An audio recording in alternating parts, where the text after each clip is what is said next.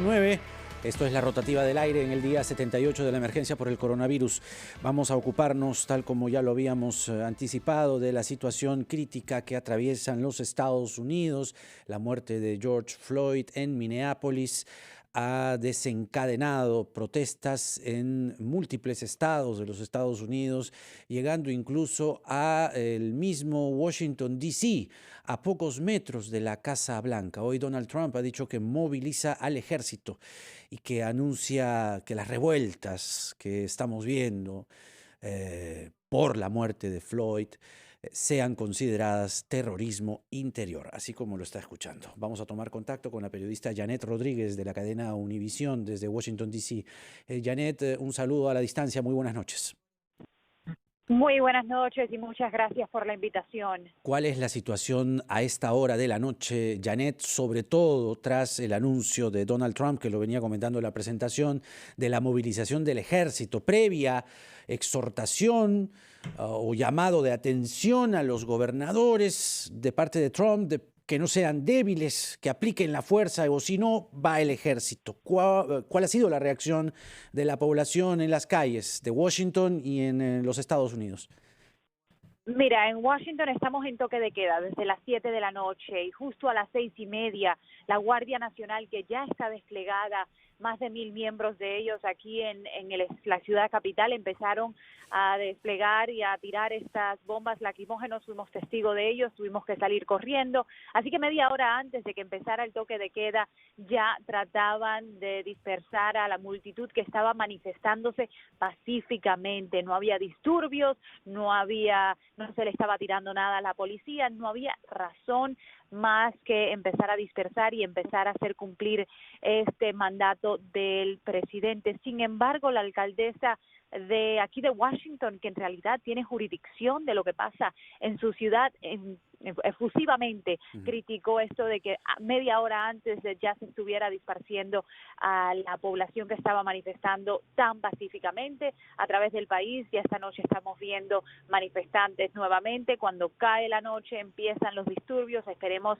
que esta noche no sea tan caótica como noches anteriores donde hemos visto pues saqueos, hemos visto que han prendido en llamas diferentes puntos, no solo de aquí de Washington, sino a través de todo el país. Y la verdad que también hay mucha reacción muy crítica, sobre todo de gobernadores demócratas que legalmente, para contarte un poco, el presidente, aunque dice que va a desplegar las Fuerzas Armadas, el Ejército de Estados Unidos, no puede hacerlo sin la invitación de los gobernadores.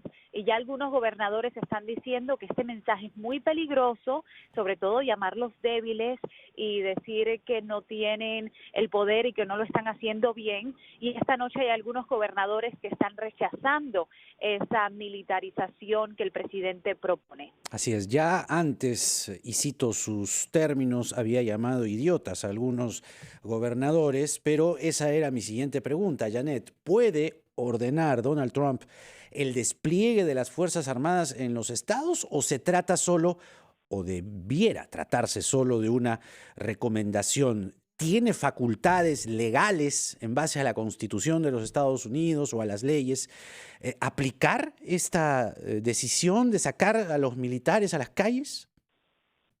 Esto se está debatiendo ampliamente en este mismo momento. Los gobernadores dicen que no, que solamente tiene la autoridad de desplegar la Guardia Nacional, que es muy diferente al ejército de los Estados Unidos. Esto sería algo sin precedente, desplegar a la fuerza militar de este país en contra de su propio pueblo, una fuerza militar que está aquí para protegernos. Y muchos gobernadores, como te digo, ya están rechazando ese llamado y diciendo no, muchas gracias, pero yo en mi estado no quiero que esa sea la manera de hacer cumplir la ley, de mostrar la fuerza en contra de mi propia población. Así que vamos a ver en qué queda esto, vamos a ver la verdad qué autoridad legal, si tú sabes que aquí en Estados Unidos por todo hay una demanda legal, sí. Y si es que esto se debate en corte y si llega hasta ese punto, pero por ahora Por lo que he escuchado de expertos legales en las últimas horas, dicen que puede ser una opinión del presidente, pero va a ser difícil de ejercer y ponerlo en marcha. Ahora, hay varios hechos que durante el fin de semana nos han llamado poderosamente la atención. Una declaración del chief, como le dicen ustedes allá, el jefe policial de Minneapolis, reconociendo el exceso y el crimen del policía que acabó con la vida de Floyd, y una escalada de manifestaciones, no solo en el D.C., desde donde nos reportas, sino también en Nueva York. Nos ha llamado muchísimo la atención también ver esas imágenes anoche. En este contexto de cosas, ¿cuál es tu impresión de los días que vienen, de esta semana sobre todo? Días difíciles, porque también hay que entender que estamos pasando un momento muy terrible en Estados Unidos, donde el desempleo ha aumentado debido a la pandemia, pues de manera súbita, de manera muy rápida, donde la gente está pasando por momentos muy difíciles con toda la situación económica y de salud que estamos viviendo en este país. Y ya el problema del abuso policial, del racismo, del exceso de autoridad en contra de las minorías en este país es algo que viene molestando desde muchos años. A mí me había tocado cubrir protestas por muertes de otras personas afroamericanas, sobre todo la de Ferguson, si recuerdan aquellas donde también incendiaron la ciudad entera, pero nunca había visto esto tan generalizado a nivel nacional. Hay mucha molestia también con las autoridades del estado de Michigan, de Minnesota, discúlpame, porque no se le ha impuesto un cargo de homicidio en primer grado y no se le han impuesto cargos a los otros 3 oficiales que participaron o que estuvieron involucrados en este incidente. Entonces eso es lo que pide el que se está manifestando, por supuesto, de manera pacífica y que ha salido todas las noches, que sea más fuerte la justicia en contra de este oficial que ya ha sido arrestado y que se le han puesto cargos de homicidio en tercer grado, y que también los otros 3 se enfrenten la justicia, y dicen que no van a parar hasta ver eso. Porque claro, este policía o ex policía, ya Derek Chauvin, solamente le han, como bien decías, acusado de asesinato en tercer grado, y esto sí suena tragicómico, homicidio involuntario. Involuntario, cuando las imágenes, en las imágenes digo, se deja ver una intención de seguir, digamos, ahogando a Floyd, pese a que Floyd le dice que no puede respirar y Chauvin sigue y sigue, ¿no? Claro, aquí vendría quizá la parte que raya más en la polémica, ¿no?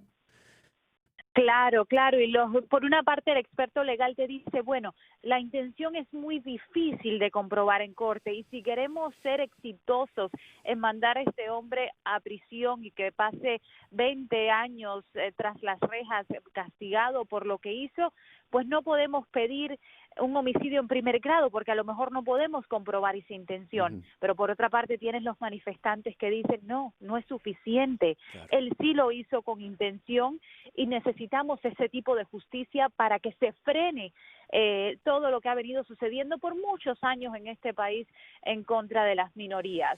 Hay una discusión muy grande, muy plena, pero desafortunadamente se está perdiendo en los disturbios, en los saqueos, en los incendios y en la violencia que se está manifestando noche tras noche. Ella era Janet Rodríguez, corresponsal en la Casa Blanca, en Washington, D.C., de la cadena Univisión. Un abrazo a la distancia, Janet, que estén bien y fuerza.